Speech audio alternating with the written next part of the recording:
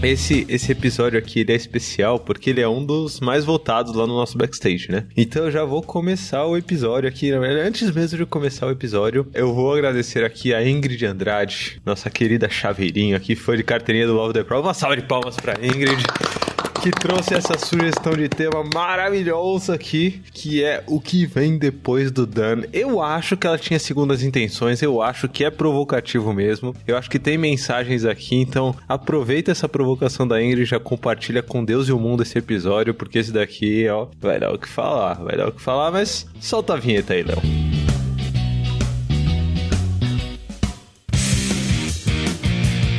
Olá, seja bem-vindo ao Love the Problem, o podcast oficial da Knowledge 21, ou K21 para você que já é da família.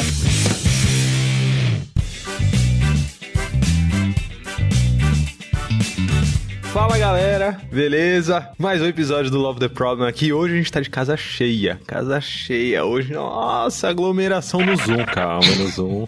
Aglomeração aqui no Zoom, porque a gente tá aqui com convidados especialíssimos. Estamos aqui com ele, que você já conhece do grande episódio de eficiência versus eficácia e toda essa discussão. Pandinha, fala Panda, beleza?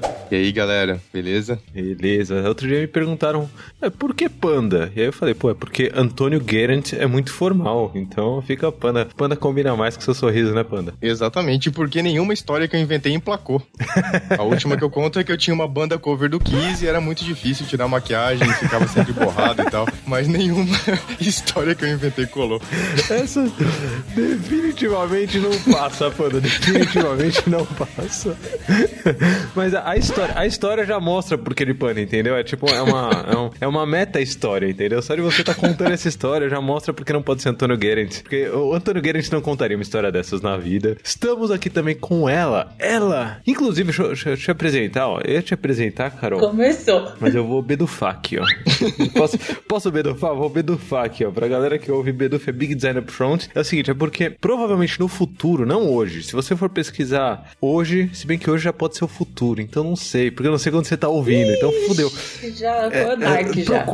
Procura aí no Spotify, procura aí no seu tocador de podcast, procura Pontes e Elefantes, procura aí que vale a pena. Se você achar, vale a pena, certo? Mas já antecipo que pode ser um beduf aqui meu, porque talvez não esteja lançado ainda, talvez já esteja fazendo sucesso, não sei quando você tá ouvindo isso daqui, mas Pontes e Elefantes, por que eu tô falando isso? Porque Pandinha e Carol, junto comigo e Rodrigo Vergara, a gente faz parte do Pontes e Elefantes, que é um spin-off que chama, né? O spin-off aqui do Love the Problem, sobre o Reinventando as Organizações do Frederic Laloux, sem spoilers pra quem não ouviu, vai lá e ouve. Mas eu queria apresentar pra vocês Carol Serpejante, a famosa cartolina. Oi, Carol. Eu não sei o que eu tô fazendo aqui, eu só tenho 5 anos. Bem-vinda, Carol, bem-vinda. Obrigada. Se você descobrir aos 5 anos de idade o que vem depois do Dan, isso vai te evitar muito problema na vida, viu? Muito problema na vida. Então, eu não sei o que eu tô fazendo aqui nessa discussão, mas vamos. Bem-vinda. Temos aqui também, ó, hoje a casa tá cheia, eu já falei que a casa tá cheia, tá pesado o episódio, hein? Porque temos aqui também ele, que vocês já conhecem. Segundo o Breno Campos, ele é o príncipe, ele é o nosso príncipe das métricas aqui, Rafael Albino. Fala, Rafa, beleza? Salve, salve, Lula, salve, galera. É sempre um prazer muito grande estar por aqui. Acho que já esse vai ser o terceiro, então acho... É o terceiro não, vai ser o quarto. Quarto. Já pedi música do Fantástico, já, né? Já foi, já não tem como. É quase co-host já, Rafa. Já co-host do Love the Problem praticamente. Exatamente. Praticamente, né, Lula? Praticamente. Se o Lula for embora, você toca. Pronto, fechou. Gostei, cara. Temos um acordo já. Tá na minha herança, já fica aqui, ó. O papel de host do Love the Problem vai, dentre outros, para Rafa Albino. Bem-vindo, Rafa. E pra completar aqui esse quinteto, temos conosco ele, debutando aqui no Love the Problem, ó. Chegando pra gravar seu primeiro episódio do Love the Problem, apesar de ser um ouvinte assíduo do Love the Problem, nos enche de feedbacks maravilhosos, está aqui. Ele, o nosso professor de métricas da K21, Avelino Ferreira Gomes Filho. Fala, Avelino, beleza? Obrigado. Fala aí, galera, beleza? Não sei me apresentar, então eu fiquei vendo as apresentações com história do Panda aí. Bom dia, boa tarde, boa noite. Rafael se apresentou como um príncipe mesmo, eu não sei. E aí? Como um príncipe. Tudo bem, Avelino, tudo bem, porque a galera não tá aqui pra ouvir a apresentação de cada um de vocês, então tá tudo bem, só se apresentar assim e falar, oi, tá ótimo. E o Avelino, vocês sabem, só pra fechar, eu juro que eu vou começar o episódio, gente, eu juro, só pra fechar que o Avelino é um que devia estar desde o primeiro episódio, porque é a voz mais bela da K21. É o grave mais belo da K21. Vocês já viram? Uma salva de palmas aí pro Avelino, muito bom, muito bom.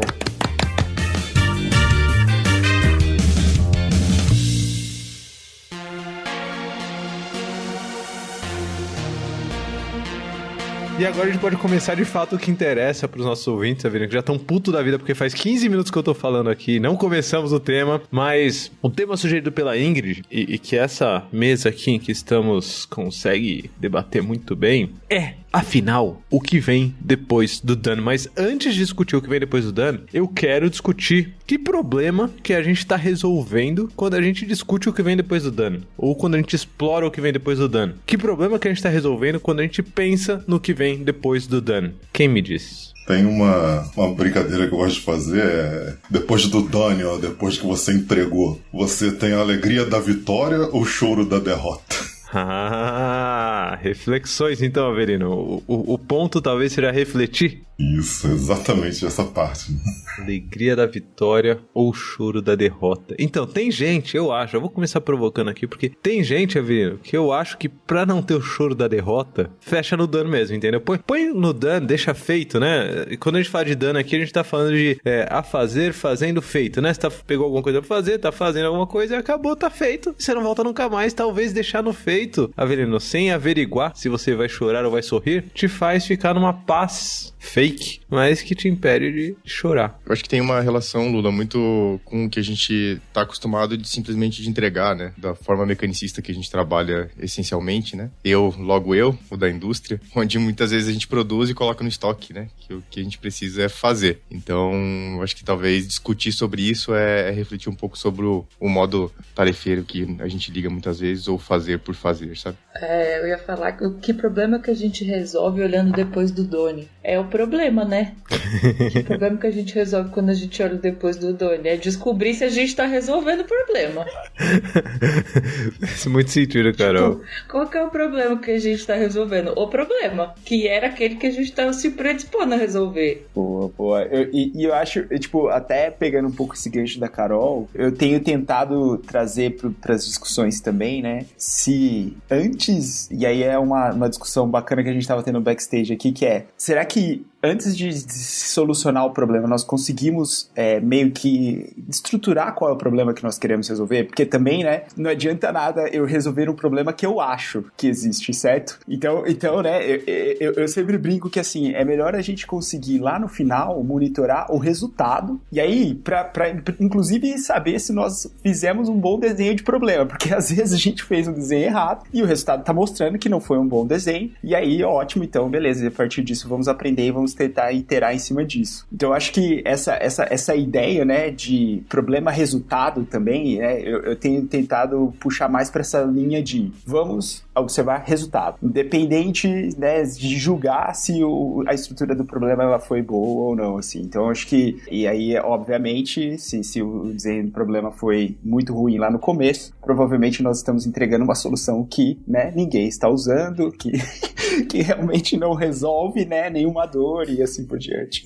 Então a gente chegou aqui não só no problema que a gente tá resolvendo, como também no problema que quem não vê depois do dano também tá tentando resolver. Então, pra quem olha depois do dano, o problema que tá tentando resolver é ver se o problema original tá sendo solucionado, como bem colocou Carol e Rafa Albino aqui, e aí ver se você vai chorar ou se vai sorrir, como disse Avelino, e como bem colocou o Panda aqui, é ver se isso que você entregou é só mais um item no seu estoque, que não vai ser vendido nunca, né, que não vai te gerar resultado nunca. Esse é o problema que a gente tá resolvendo, mas quem não olha além do dano, e eu posso me colocar nesse lugar aqui porque eu vivi nele por muitos anos, né, eu tava resgatando uma foto aqui pra palestra da Agile Brasil. Aliás, pra quem não se inscreveu ainda, agilebrasil.com, tá rolando aí a Agile Brasil por esses dias. Se você ainda estiver em 2020, né, às vezes você tá ouvindo esse podcast em 2087, quem sabe. Se tiver entre setembro e outubro de 2020... Ali tá rolando, né, e vai rolar. Até a primeira semana de outubro aí você consegue pegar. Tá rolando, vai ajaiobrasil.com, vê lá, né? Vai que tem, não sei, se não tiver tem alguma outra coisa lá no site, vale a pena você ver, mas na palestra, Carol, que eu vou fazer no Ajaio Brasil, eu resgatei uma foto de 2011 minha, já fazem 9 anos aí, de um quadrinho meu, To Do Doing Done. E naquele tempo eu não olhava depois do dano. E eu sabia que o problema que eu tava resolvendo não olhando depois do dano é o problema de se sentir bem consigo mesmo, porque você não precisa ver se o resultado foi alcançado ou não, entendeu? Então se você não tá olhando depois do dano, provavelmente você também tá resolvendo esse seu problema de não precisar chorar, como bem colocou o Avelino aqui, ou de não precisar entender se você tá resolvendo o problema de alguém, ou de não precisar entender se o que você tá fazendo tá sendo útil, ou se tá ficando só estocado lá em algum canto, sem ninguém pra utilizar. Ou seja, já começamos provocativo aqui. Já estamos provocando. E aí, já que a gente tá provocando, tem uma palavra que o Rafa, ele me disse que tá tentando usar menos essa palavra, então já te peço perdão, Rafa, logo de início aqui. Você falou que tava abusando dessa palavra e tal, e como você não tá usando, eu me sinto à vontade pra usar em dobro agora, certo? Porque aí preenche uma coisa do outro ali, que é contexto, certo? Então, tudo que vocês falaram sobre ver se vai sorrir ou se vai chorar, sobre entender se o problema original tá sendo resolvido ou não, tudo isso tem muito a ver com o contexto daquele item que você tá fazendo, certo? Daquela tarefa, daquela user story, daquela atividade, daquilo que você tá fazendo, aquilo tá dentro do contexto, certo? E aí o Rafa, além de trazer o lance de contexto, ele trouxe já uma pimenta assim na discussão, que é a ideia de, beleza, pra eu saber o que vem depois do feito, pra eu saber o que vem depois do done aí, eu preciso entender se esse contexto do que eu tô trabalhando é um contexto de projeto ou é um contexto de serviço, de produto, e o que tá envolvido nessa seara desse contexto aí que eu tô trabalhando. É isso mesmo, Rafa? O que você tinha trazido aí? Desculpa por abusar de contexto, já falei 15 vezes aqui. Mas é bom, a galera fixa na cabeça, né? Não, é importantíssimo. E eu acho que aí, entrando um pouquinho pra essa né, discussão, tem um pouco a definição, né? Projeto, ele tem essa característica de ser um empreendimento temporário, certo? Que tem um começo, meio e fim. E quando nós estamos falando sobre serviço e produto, né? A priori, eu quero que ele né, continue, ele tem essa longevidade, assim, e aí, em cima disso, eu posso pensar em inovações, sejam elas incrementais ou sejam elas radicais, para realmente pensar em, né, usar uma palavrinha aqui, uma buzzword, disruptar, né, o contexto onde eu estou, assim. E aí eu acho que isso é super importante quando nós estamos avaliando o fim, né, o significado de fim. E aí eu achei uma provocação bem legal que você trouxe, Lula, nas discussões também, que foi a visão sistêmica, né, e aí eu queria escutar um pouquinho a visão da galera, porque será que toda organização, ela precisa de iniciativas que tenham começo, meio e fim, né, e aí eu queria escutar um pouquinho a opinião de vocês sobre isso, sim. Vou colocar já também para quem for trazer insights, tá? Vou colocar mais uma que, lembrando aqui da minha carreira, né, que lembrando desses mais de 10 anos em tecnologia aqui, a gente foi catequizado para lidar com projetos, né? Eu, pelo menos, fui catequizado para lidar com projeto início, meio e fim. E o fim era esse fim trágico que a gente falou aí atrás, né? Que é o fim de não vou nem olhar se eu vou chorar ou se eu vou sorrir. Não vou nem olhar se resolvo o problema de alguém. Fim é fim. Não falaram que era o fim? É o fim. E quando você fala visão sistêmica, já me lembra que Alison Vale, episódio sobre pensamento sistêmico, quem não ouviu, ouça, vale muito a pena. Mas eu também queria ouvir os insights da galera sobre essas conexões entre as coisas dentro de um contexto talvez um pouco maior. Eu lembro que assim, né, vocês fizeram aquele episódio sobre os erros que eu cometi com o Kanban, né? Eu também tenho os erros que eu cometi com projetos e produtos. Né? Mas como você falou bem, Lula, eu acho que a gente é catequizado, a gente é instruído a pensar sempre em projetos, né? Como a gente está muito focado em projetos, a gente está preocupado em entregar coisas no prazo, né? Coisas no prazo, dentro do custo, todo aquele cabedal de coisas que vem junto com projetos. E é meio natural, tá? É meio natural pra gente se preocupar com isso, e das burradas que eu já fiz, né, digamos assim, é do tipo, cara, tá acabando o prazo, né? Então começa a fazer as coisas de qualquer jeito, começa a fazer as qualquer coisa de qualquer jeito, porque você tem que entregar aquilo dentro do prazo, ou se estourar o prazo, estourar pouco, né?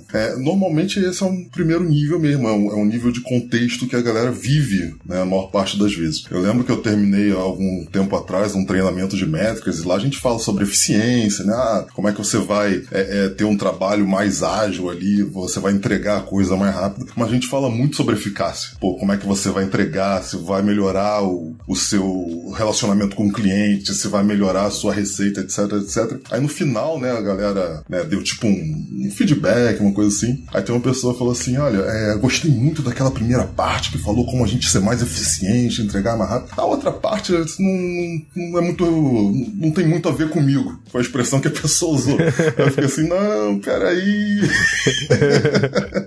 Que pena, né? Que pena que não tem muito a ver com você. Uma fada morreu. Não, cara, não. Mas eu acho que vem muito dessa nossa escola, né? Faz projeto, entreguei e não quero nem saber o que aconteceu, né, pra trás, né? E eu gosto muito, né, trazendo aí um pouco também essa reflexão, né? Que é a pergunta que eu sempre gosto de fazer, né? O que você entrega? Prazo, produto ou valor? E normalmente isso é tipo uma escadinha que o pessoal faz. Você primeiro começa entregando coisas no prazo. Agora eu vou fazer a coisa ágil. Agora é ágil, não tem mais esse negócio de escopo fechado. Aí você começa a entregar produto sem saber muito bem o que está acontecendo com aquele produto, né? E um próximo passo, digamos assim, que você tem que fazer, deve fazer ou deve buscar fazer, eu tô aqui para entregar valor, né? Isso que paga a gente aqui, né? Mas como o Albino trouxe muito bem, isso depende do contexto, né? Tem um contexto que, cara, a pressão de prazo e de entrega é tão grande que não dá pra você parar pra pensar no valor. Se vai sorrir ou se vai chorar. Como é que é o negócio? Se vai chorar ou se vai sorrir, né? Tipo, se vai sorrir, né? O sorrir. O sorriso, ele depende só do prazo, né, Avelino? Acho que esse que talvez seja o gatilho que a gente precisa mudar na mente projetizada das nossas vidas, é sobre o que te faz chorar, o que te faz sorrir, se é o prazo sendo atendido ou não, ou se é o valor sendo entregue ou não, né? Sendo que o prazo é um componente desse valor, né?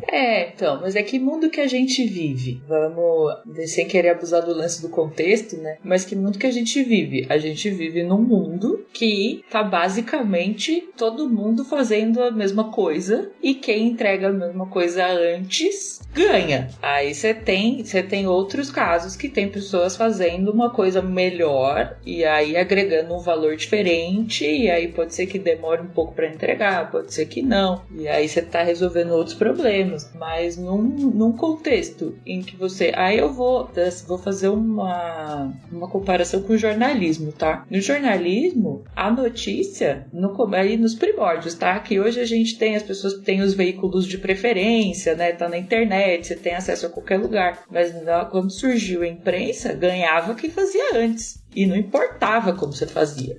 Assim, chegou a notícia, tem que dar. E até hoje, para várias coisas dentro do jornalismo, é isso. Eu brinco sempre da morte do Silvio Santos. Se Silvio Santos morrer, mano, leva quem ficou sabendo primeiro. Não adianta.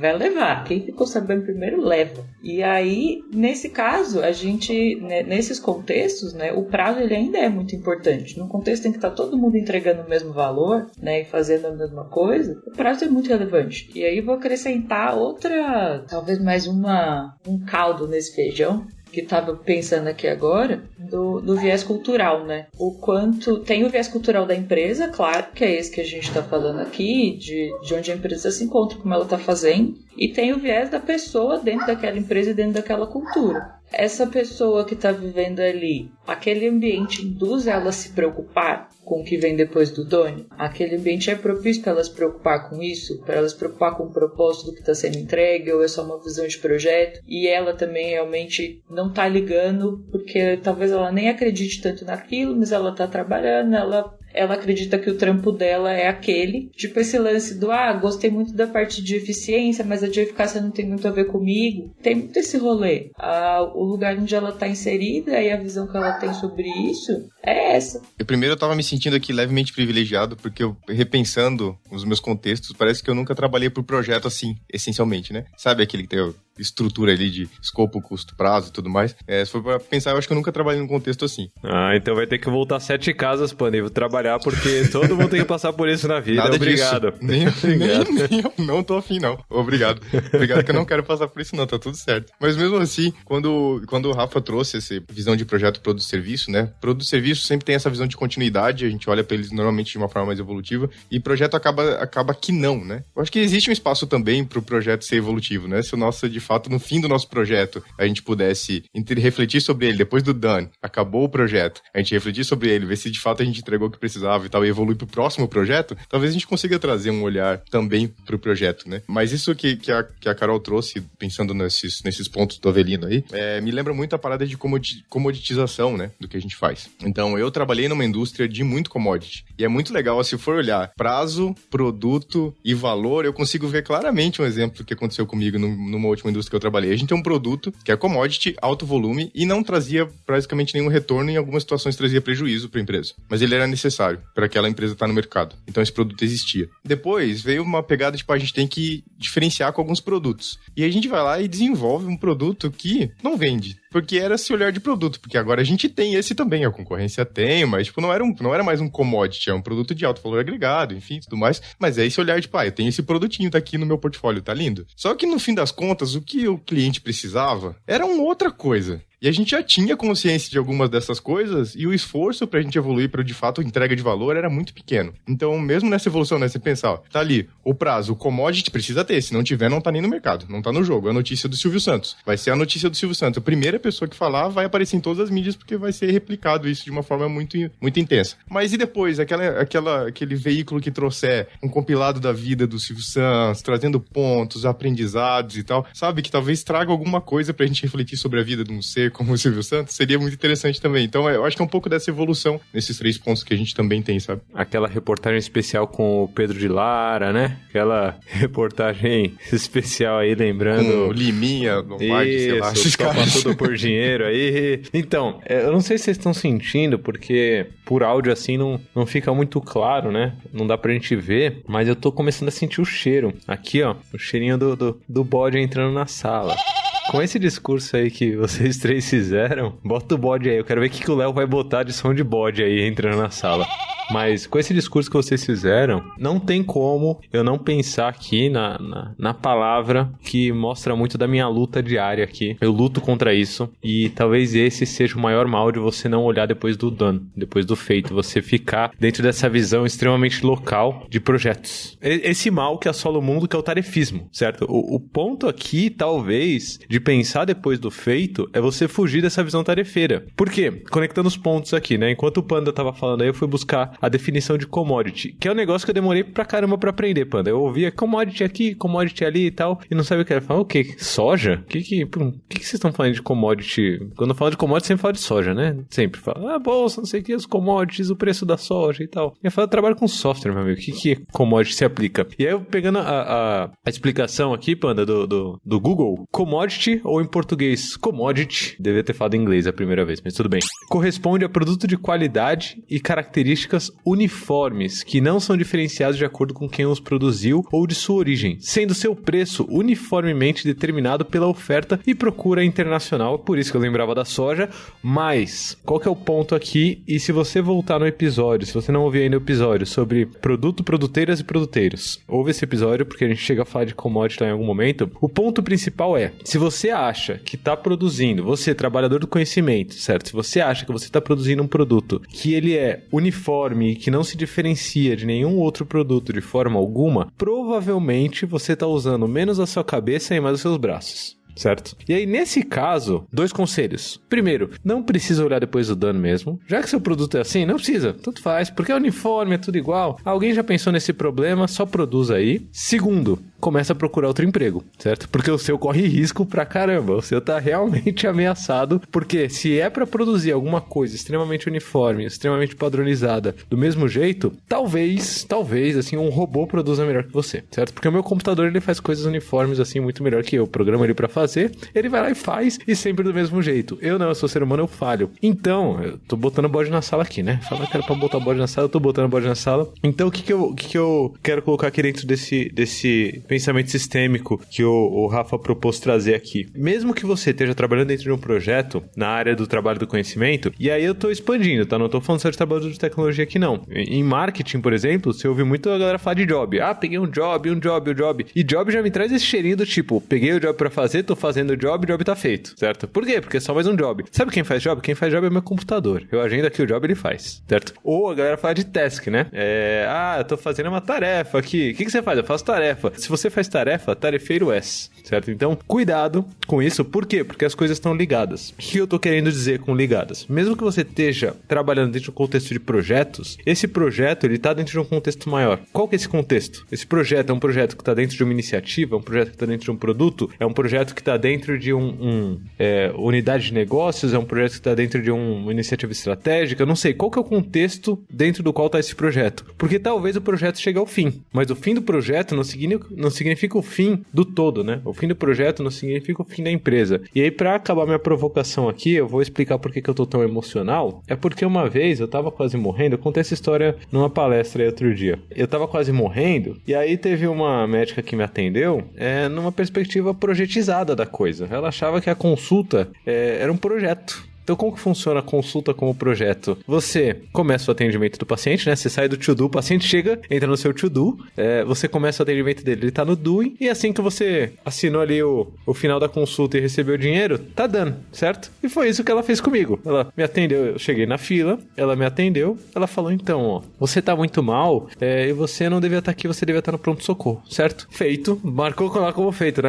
Feito, paguei a consulta e tava lá, eu na rua, com o estômago sangrando. Calma, gente, sobrevivi, mas a médica simplesmente me largou lá. Então, o ponto é esse tipo de profissional que você quer ser, que simplesmente dá checked nas coisas, né? Que, acabei minha consulta aqui, tá feito? Ou você tá ali pra garantir que esse paciente sobreviva, né? Ou você tá ali pra garantir que o problema original seja resolvido, certo? Se você tiver só com essa médica checked aí, talvez seus pacientes estejam morrendo, né? E, na verdade, o trabalho do conhecimento você não vê morrendo como pessoas, né? Se eu morresse naquela época, acho que ela ia ser processada, né? O nosso trabalho, ele morre e ninguém faz nada, né? Tá todo mundo tranquilo, todo mundo entregando tarefa. Fiz aqui, botei meu bode na sala, momento de alívio. Eu tô trabalhando pra tentar perdoar essa doutora. Um dia eu vou te perdoar, doutora. Mas por enquanto, morte aos tarefeiros. Tente entender a conexão entre as coisas que você faz. Se você tá fazendo task, essa task tá ligada com o quê? Qual que é o problema original que você tá tentando resolver? Qual que é o que maior? Quem é o consumidor disso daí? Quem que vai receber isso? E depois que essa pessoa receber, o que você vai fazer com isso? Como você vai medir pra saber se foi resolvido ou não o problema original? Pronto, momento alívio aqui do coração. Me sinto mais calmo já, gente. Obrigado.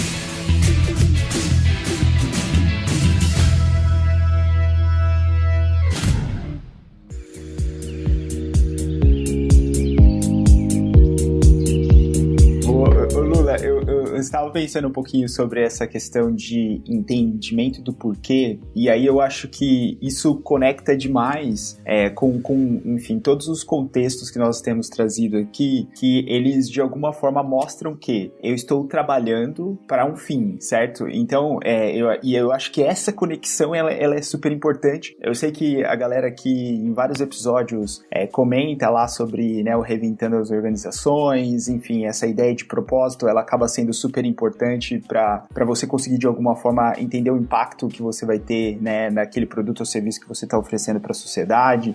Eu não me lembro se foi dentro de algum dos episódios aqui que nós falamos cuidado com foi no Dev na Estrada, né? Cuidado com o software que você está construindo, porque às vezes você está, né, construindo algo pro mal, né? Então assim, beleza, você pode estar entregando, imagina só, né? Eu tô entregando pra caramba, mas eu tô entregando no prazo, né? No prazo, estou entregando no prazo, com qualidade, respeitando as restrições de custo, mas eu estou ali, né, fazendo, enfim, que a pessoa, ela acabe perdendo, né, grande parte da vida dela jogando, viciada em jogo ou coisas do gênero assim, né? Então... O software de pirâmide, né? Aquelas reuniões, né? Tô fazendo um software que faz todo o trâmite da distribuição de dinheiro entre a pirâmide de dinheiro aí, né? Tem alguém que faz. E aí, acho que meu comentário é que não necessariamente o trabalho que nós fazemos, ele vai estar conectado, ou ele só está conectado com questões ligadas à inovação. Então, assim, né, porque quando nós olhamos, e aí eu não queria usar o termo commodity, mas eu queria trazer o termo, assim, eficiência operacional. Quando nós olhamos para uma empresa que ela está dentro de um segmento onde eficiência é, sim, importante para que ela tenha vantagem competitiva dentro do mercado que ela está, isso acaba sendo super relevante. Então, qualquer otimização de processo, qualquer automação, enfim, isso vai ser relevante para que ela tenha aquela vantagem competitiva e mantenha aquela vantagem competitiva frente à concorrência. E aí, eu acho isso super incrível, só colocando um comentário aqui, que as pessoas, elas falam muito assim, né? Poxa, e isso, eu vou colocar bem explícito, é minha opinião, tá? Porque eu trabalho dentro desse banco. Então, assim, as pessoas falam assim, olha, pô, é muito interessante, é super inovador o que esse banco faz, é super... E aí, o ponto que eu digo é, não é inovador. Porque o produto, ele é o mesmo que você tem dentro do mercado, as soluções financeiras são as mesmas, porém, ele foi muito eficiente na hora de entregar isso para dentro das pessoas clientes. Em que perspectiva? Na perspectiva de ter um atendimento sem fricção, ter um processo de resolução de problemas totalmente automatizado, ter um fluxo onde as pessoas elas tenham o celular como um ótimo ativo para poder fazer todo tipo de gestão da sua conta. Então, eu acho que, e esse é um ponto super importante, né? Porque às vezes a gente fica nessa coisa de, não, tem que ser inovação, e se eu não consigo conectar com coisas inovadoras, eu não tô, né? E aí eu acho que é só um reforço. Porque se você está nesse contexto onde a eficiência, né, operacional, ela acaba sendo relevante, mesmo assim você tem que conectar o porquê. Você tem que perguntar, né, o quanto eu estou facilitando a vida. E aí acho que eu queria colocar assim uma última cerejinha aqui, o quanto eu estou conseguindo me conectar com a pessoa cliente. Então eu acho que o ter este olhar em cima dessa perspectiva é super relevante para você dizer lá no final, quando você jogou a task, que essa task, ela foi feita e a pessoa que deveria estar usando ela realmente está usando, né? E, então acho que hashtag fica aqui a provocação. No seu caso era mais ou menos assim, né? A médica falou, beleza, eu tô transmitindo esse corpo aqui para fora do hospital aqui, tá? Mas ele vai continuar vivo nas próximas horas, né? Então... Eu tô aliviando o sofrimento dele? Não estou, né? Exatamente. Tem algumas coisas pra falar. Por sorte, o que eu ia dizer tem muito a ver com o que o Ben disse agora. Acho que anda de lado, assim como o que o Robin falou. Eu anotei várias coisas, inclusive. O meu ponto principal pegando o gancho do que você falou, Lula, de ser tarefeiro, né? Voltando aqui também para a cultura organizacional e nós mesmo, né? No sentido de criação, a gente é criado como executor, né? A gente é criado com a ideia de que existem as pessoas que executam e existem as pessoas que pensam. E, geralmente as pessoas que pensam ganham mais dinheiro do que as pessoas que executam. É uma grande bobajada, né? Não vou entrar nisso aqui, queria só deixar essa opinião. Vamos deixar uma referência aqui, Carol, pra quem quiser pesquisar mais sobre isso. Inclusive, isso vale até um episódio, Carol. Vamos anotar no nosso backlog aqui pra gente gravar, que é Teoria X e Teoria Y. Procurem aí Teoria da Administração, Teoria X e Teoria Y. Se eu entrar nesse assunto, eu vou levantar o dedinho aqui, ó.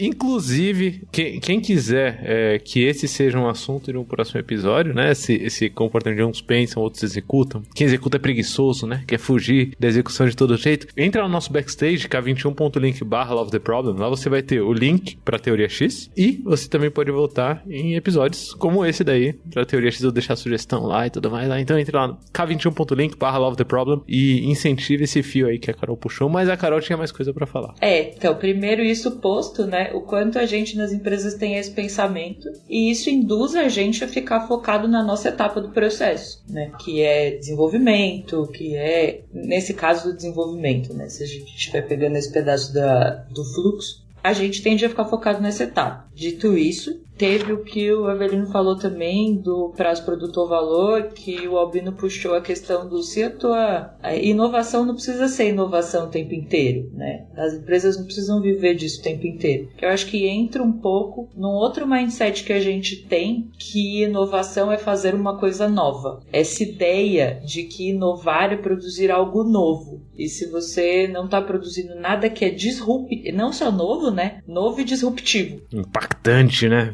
Se você não está produzindo nada que é disruptivamente novo, você não está inovando. O que é uma grande balela, na minha opinião, também, bobajada. Tem uma frase que eu gosto muito eu não penso fora da caixa, eu penso o que eu vou fazer com a caixa. É muito melhor, na minha visão. Se eu tenho a caixa, o que eu vou fazer com a porra da caixa? E não pensar fora dela. Se eu tô nela, o que eu faço com isso? Que é um pouco disso que o Albino falou, da gente... Às vezes a gente é inovador e entrega um valor absurdamente maior fazendo o que todo mundo está fazendo de uma outra forma, de um jeito que é só ligeiramente diferente, que tem só dentro ali das etapas do processo alguma outra coisa. Voltando até ali no Silvio Santos, né? Você tem o nicho de mercado da galera que vai entregar a notícia primeiro, ficou felizão e toca o barco, e você tem todos os outros veículos que podem pensar em diferentes coisas para entregar que agregam o mesmo valor, né? O especial do Silvio Santos, a entrevista com todos os filhos e netos do Silvio Santos, enfim, tudo que tá dentro desse universo. O quanto o Silvio Santos é escroto. Pronto, ok. Vamos colocar na pitadinha aqui. Vou entrar também, não vou entrar nesse assunto. Segue o jogo. Ai, Maui. A gente pode falar da Xuxa também. Esse exemplo se aplica a várias pessoas que são muito da mídia, assim, que causariam uma grande comoção. E tem vários jeitos de você entregar o valor. Eram esses pontos que eu queria tocar. Que inovação não é fazer nada disruptivo. Quase nunca é. Quase nunca. E gente tarefeira às vezes é vítima de um sistema que é um sistema que carrega a gente desde que a gente nasce. O sistema aí de novo. Posso pegar até dessa puxada que a Carol trouxe, achei muito legal. Realmente, né, nós somos treinados para ser executores, né? E muitas das vezes você chega assim para os membros de um time e fala, cara, eu quero dar autonomia para vocês, eu quero realmente esse negócio que a gente vai pensar em conjunto. Avelino, deixa eu eu queria apontar, desculpa mesmo, mas é que a gente é criado para ser executor, depende do nível de privilégio que a gente tem, tá? Tem gente que é criado para ser pensador. Tá?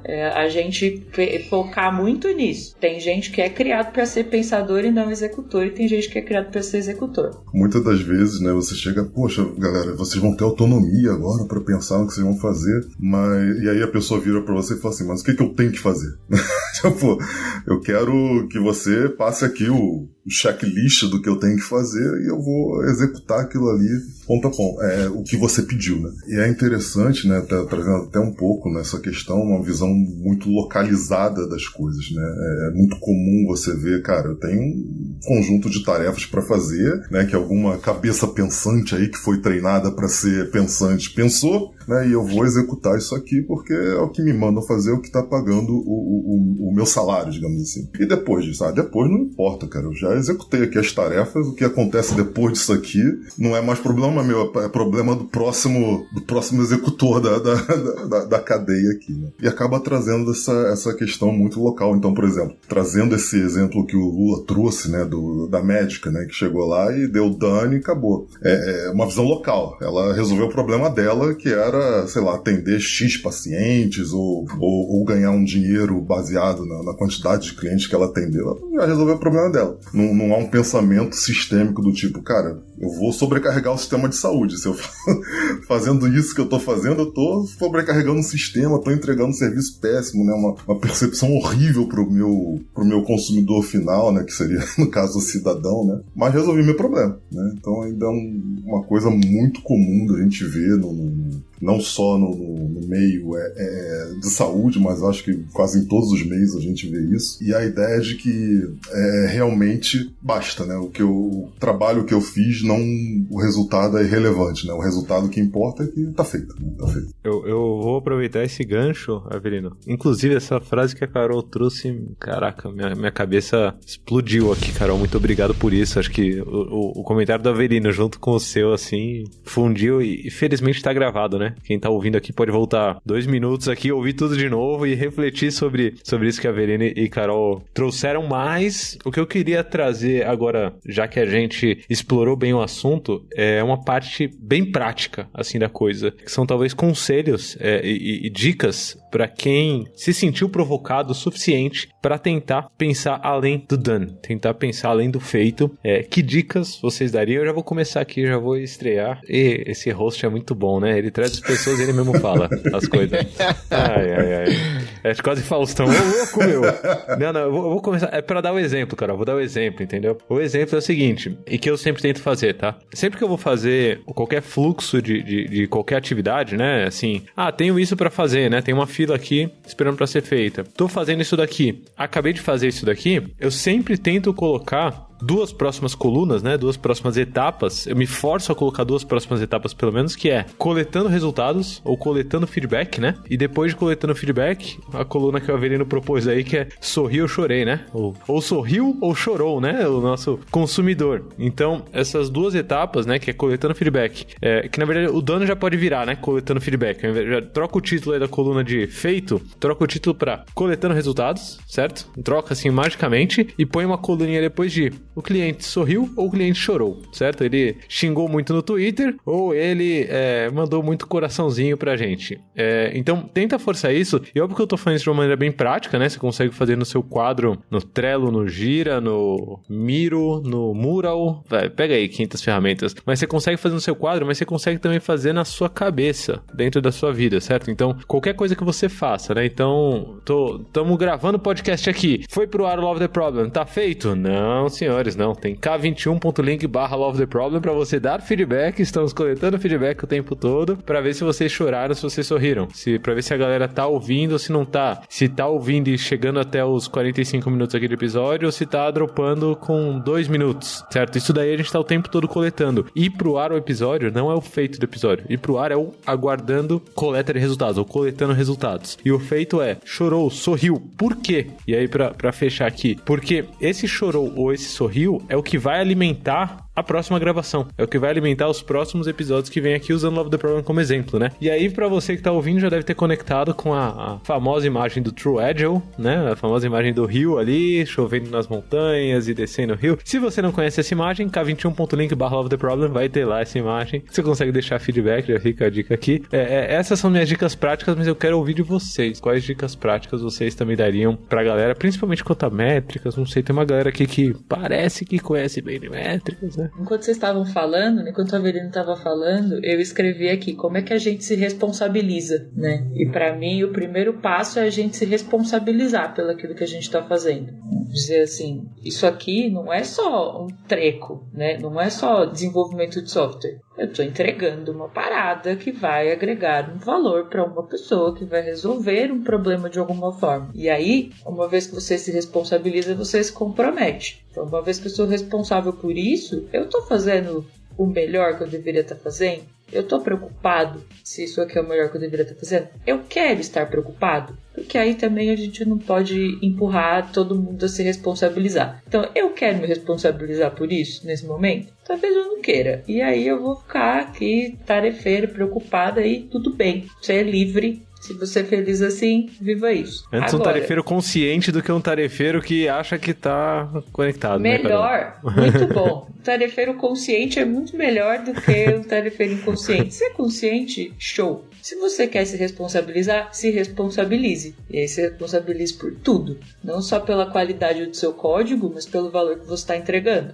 E aí me lembrou de uma pessoa que está na minha equipe, maravilhosa, a Pri Chagas, ela é perfeita. Beijo, Pri. Beijo pra Pri. Um beijo, Pri. Saudades, Pri. Que ela fala, no treinamento que ela dá da jornada de PO, lá na Pags, ela fala que é sempre criar um produto, né? Eu vou tentar usar em português. Você tem uma entrada, né? Um input. Então, você tem algo, né? Algo que está entrando. Você tem a execução. E depois que você executa, você tem a entrega, de fato, aquilo que está sendo entregue. E você tem o resultado daquilo que você está entregando. Que é um pouco disso que você falou. Então, é um input, um output e um outcome. Você tem uma entrada, uma entrega e um resultado. E essas coisas andam sempre juntas. Então, a gente sempre tem que pensar que a entrega, ela não é só a entrega, né? Ela não é só aquilo que a gente está entregando, é o resultado que a nossa entrega gera.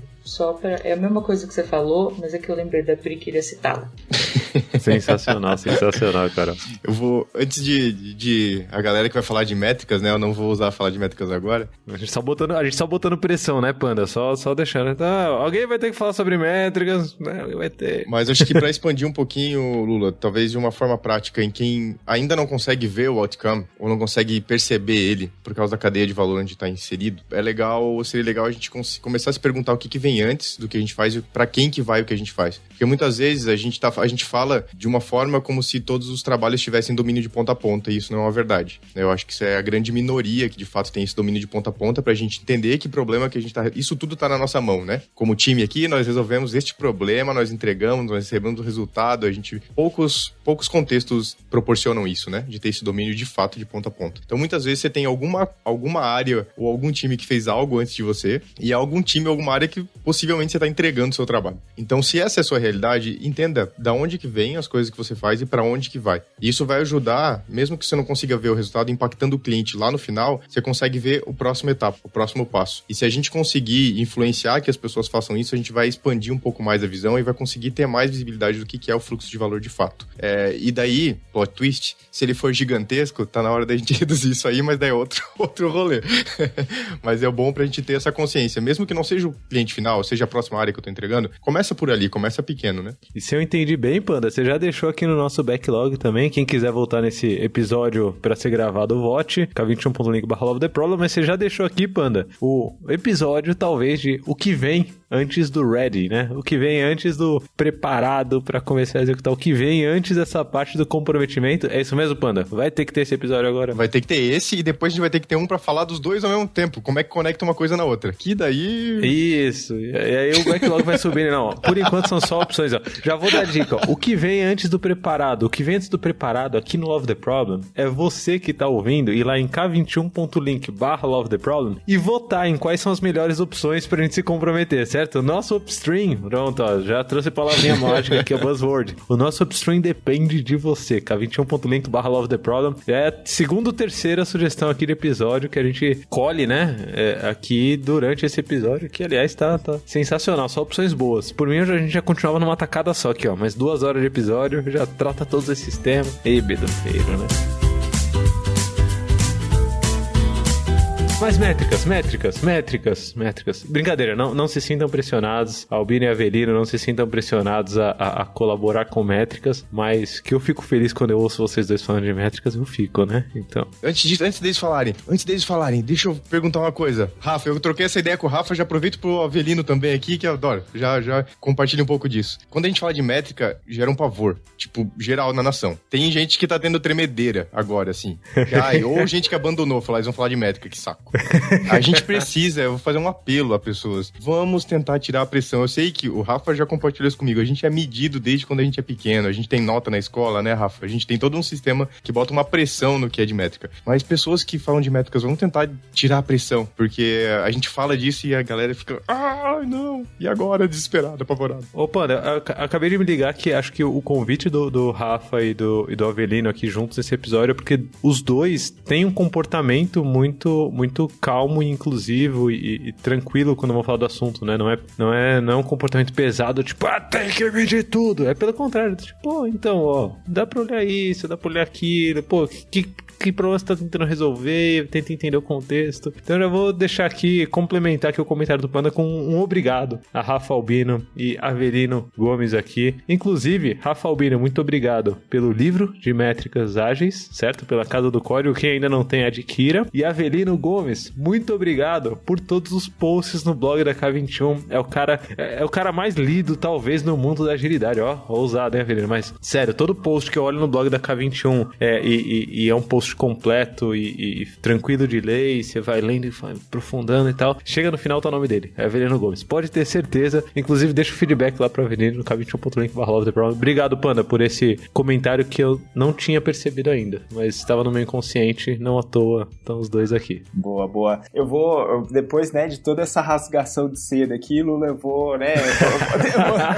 vou tentar trazer um pouco aqui em cima do nosso episódio de hoje, porque que eu acho que o ato de medir, ele acaba sendo fundamental para trazer significado para as coisas. E aí, eu acho que a primeira perspectiva eu estou medindo não é para julgar, e eu estou medindo sim para poder diagnosticar o que está acontecendo. Então eu acho que esse refrasear sobre as coisas, eu acho que acaba sendo super importante. E aí, obviamente, se eu estou diagnosticando, é por quê? Porque eu quero observar o estado atual e eu quero de alguma forma saber o que eu posso melhorar, certo? Então, a partir desse ponto, eu acho que as pessoas elas podem pensar, né, eu entreguei, poxa, legal, agora eu preciso saber se, por exemplo, dentro de uma ótica de negócios, eu estou gerando aqueles resultados financeiros que a empresa espera, aqueles resultados de otimizações com relação a vendas que a empresa espera, se as pessoas estão estão felizes com o produto que está sendo colocado dentro da prateleira, se, por exemplo, aquela automação que eu fiz realmente resolveu o processo, né, e realmente otimizou o processo das pessoas usuárias. Se, por exemplo, aquele chamado, né, e aí eu estou trazendo aqui um pouco do universo de infraestrutura e atendimento de serviços de TI, que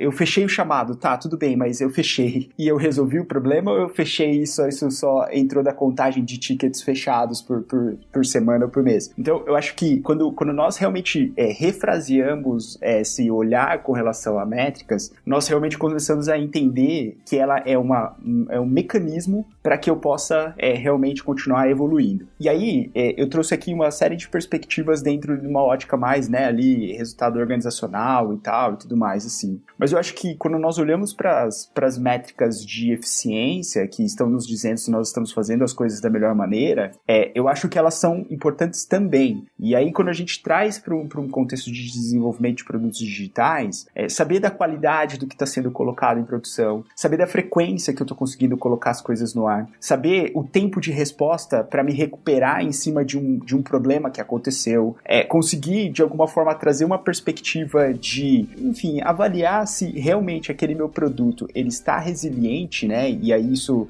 diz muito quanto ele está sendo muito bem gerido a nível de eficiência. Eu acho que é uma perspectiva também, assim, crítica, super relevante e que vai ajudar demais a empresa a conseguir identificar oportunidades ali de saber, poxa, será que está na hora de eu reescrever esse código? Será que está na hora de eu, né, pensar em realmente manter simplesmente esse código e fazendo evoluções pequenas em cima dele? Então eu acho que enfim, né, tudo isso a gente está falando a partir do momento que nós estamos medindo, certo? Então, acho que para fechar meu comentário aqui, quando a gente olha o pronto ele deveria ter sim uma das definições de pronto deveria ser assim: estamos medindo a métrica XYZ, certo? Porque a partir do momento, pegando essas dicas que o Lula trouxe, o estágio de acompanhamento, por exemplo, ele vai fazer sentido, porque eu vou saber que, né, aquela métrica ela tá ali pulsando e tá conseguindo produzir os dados para saber e aí avaliar a carinha positiva ou a carinha, né, de deu ruim. Então, eu acho que esse para mim seria assim um elemento central, que é usar a métrica como uma ferramenta para se saber se você está seguindo por um caminho, sem julgar se aquele caminho é bom ou ruim, certo? É um caminho. E aí, a partir daí, a gente vai realmente tomando as ações necessárias para continuar esse processo de evolução. Acho que essa é a minha visão aí sobre o assunto. Sensacional. Só uns insights profundos aqui, né? A galera sempre acaba puxando o lado cultural aqui da coisa. Forte, sensacional. Trazendo a Pri Chagas novamente, né, quando ela fala desse lance do output e do outcome, geralmente quando você está produzindo um produto e você fez um bom trabalho antes do ready, você já sabe qual que é a métrica que você vai usar para aprender. Então, antes de você começar a escrever a primeira linha de código, você já deveria saber o que você vai medir no final. Porque se você fez um bom trabalho de entendimento do problema que você está querendo resolver e um trabalho de uma hipótese, né, uma boa descrição de hipótese de como você acredita que aquele problema vai ser resolvido através daquilo que você está desenvolvendo, você sabe o que você vai medir. Porque se eu sei que eu vou de A para B, eu sei que B muda. E aí, como é que eu consigo provar que B mudou para bem ou para mal? E aí é a métrica que vai dizer. Antes de falar de métrica, né, já que você começou falando quais são as dicas que você dá, né, e pegando um pouco o que falou a Carol e o Rafa, eu acho sempre relevante que você tenha uma visão sistêmica de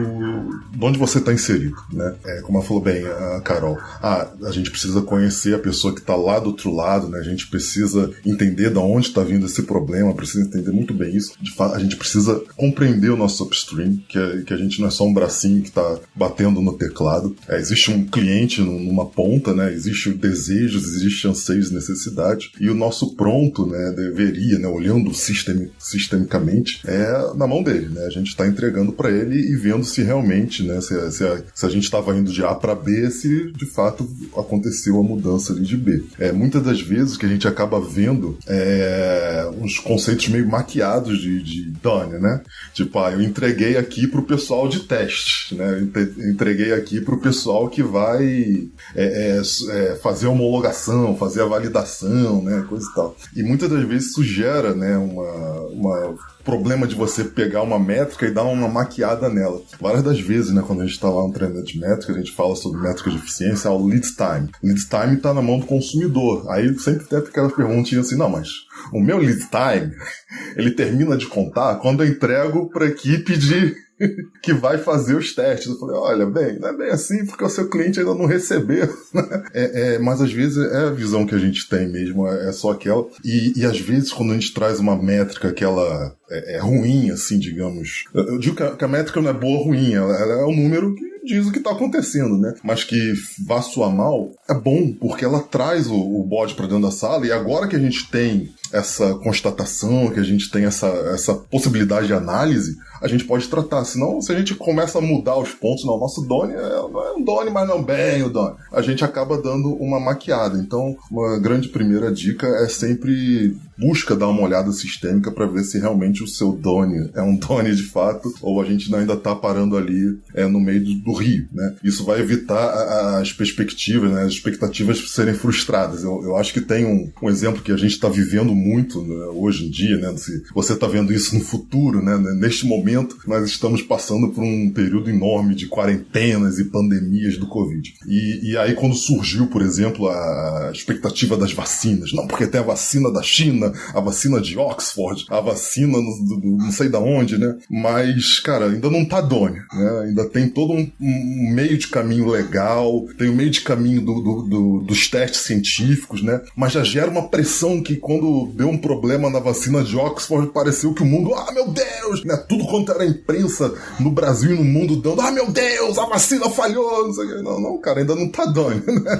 Ainda não tá Doni, tá passando as etapas ainda de validação. Então, essa é a primeira dica, tenta dar uma olhada sistêmica. Uma segunda que eu acho muito importante, principalmente nas grandes corporações, a gente vê muito isso, é o contrário do nome desse podcast aqui, né? São as pessoas muito apaixonadas por soluções, né? Então, a gente vê isso, né? Você é dado para a pessoa dar uma solução, ela ganha normalmente CPF, você é o gerente da área, ou você é o gerente do projeto, você ganha aquilo ali e as pessoas começam a se apaixonar demais por aquela solução e aí fica difícil você validar, ou melhor, quando você tem que invalidar ela, né? As pessoas vão acabar preferindo não ver uma métrica, porque afinal é o meu CPF que está ali naquilo, né? É o projeto do Avelino, é o produto do Avelino. Então eu não quero que o meu produto no final esteja mal. Então eu vou querer não buscar essas métricas para saber se a coisa foi eficiente, se foi eficaz ou não. Uma outra coisa que aí sim, né, entrando um pouco nas métricas, né, e trazendo o que o Albino comentou muito bem, elas vão trazer o problema, né, e a gente tem que analisar essas métricas, né, e métricas finais, né, métricas que de fato consigam medir não se a gente fez só muito bem o que a gente fez, mas qual o impacto que a gente gerou lá na ponta, né? A gente está adquirindo mais cliente, a gente está trazendo mais receita, a gente está fidelizando nossos clientes, a gente está aumentando a satisfação, reduzindo a perda de clientes, né? Esse tipo de coisa é importante e talvez, assim, um último ponto que eu acho que se vale a pena uma dica e é um tabu para grande parte das empresas é a questão de, cara, esse time aqui é responsável muitas das vezes para gerar uma receita, né, um retorno financeiro. E é raríssimo você encontrar times que saibam o retorno financeiro que eles dão, né, para a empresa. E a gente já teve essa experiência em empresas aqui, que a gente teve essa oportunidade de ser coach, né, delas, né, de trabalhar com elas, do impacto que você traz quando você consegue demonstrar. Galera, tá vendo esse produto que vocês estão criando aqui ao longo do tempo e tá legal, coisa e tal? Olha o impacto que vocês têm aqui. Pum! E traz até os impactos financeiros que ele causa, né? Os impactos de NPS, os impactos de fit for purpose que essas empresas estão tendo, né? E, cara, isso muda o jogo. Isso muda como o time se entende enquanto time. Eu não sou mais só o cara que tá aqui teclando. Cara, eu tô provocando impacto. Olha aqui o meu impacto, né? Eu consigo trazer isso pro time. Isso muda tudo. Caraca, eu tenho pra falar isso.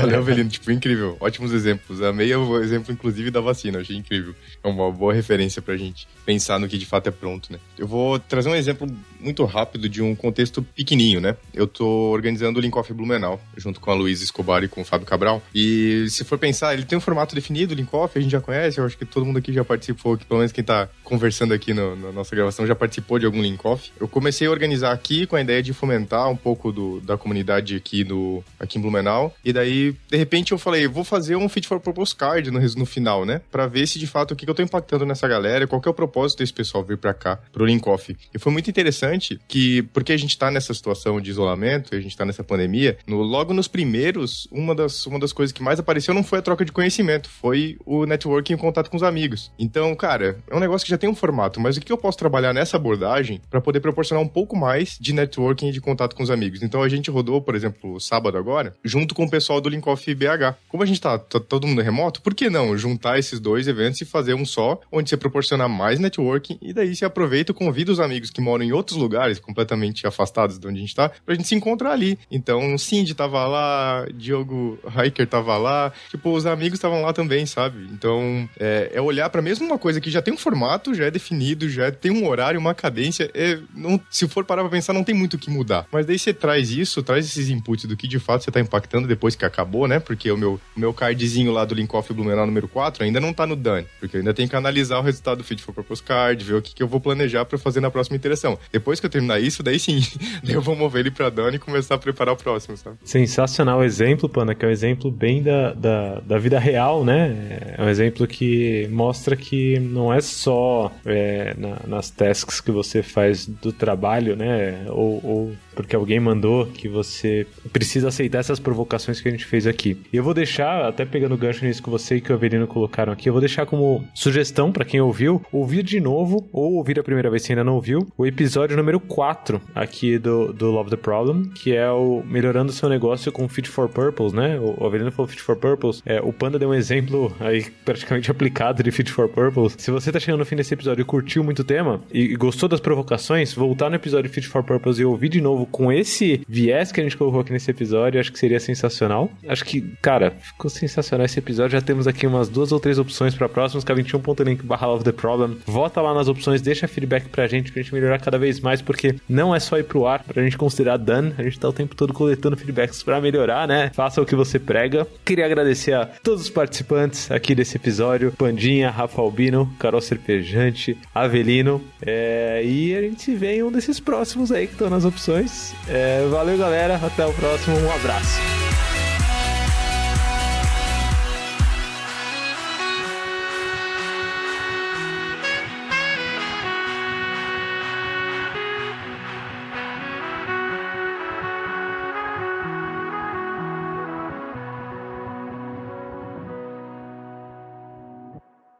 Espera só um pouquinho. Só minha gata acabou de fazer cocô aqui. Tá fazendo um barulho absurdo. Você vai pro episódio também? Ao vivo, bicho. Chega. Sai, já deu. Então... Ô, louco, meu! Pronto. Voltou. Tá pegando fogo! Estamos aqui na gravação do Love the Problem com o Luiz Lula Rodrigues, que teve um pequeno contratempo. Ela tava se debatendo dentro da caixa, assim.